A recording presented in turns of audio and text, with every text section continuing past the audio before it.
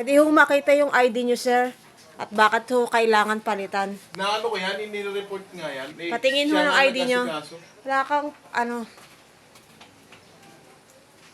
bakit ho kailangan palitan? Suggestion ko lang po yun, ma'am. Ngayon kung ayaw nyo, wala akong magagawa. Di huwag nyo papalitan, no? Pera mo ng ID nyo. Okay, teka lang, nandun yung sakyan, no?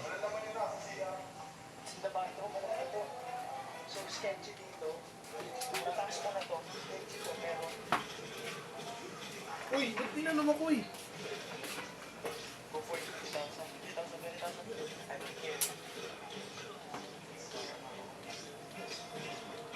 Akin na. Ay. Utak ko pinakialaman.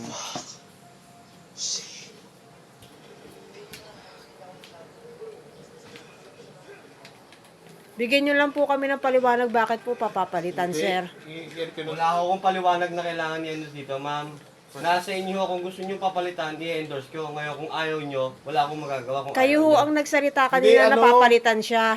Wala. Nag-upgrade kasi kami, lalong nagkandaleche yung internet connection namin. Pwede ba? Ako na. Kaya na magsalita. Ako na nga.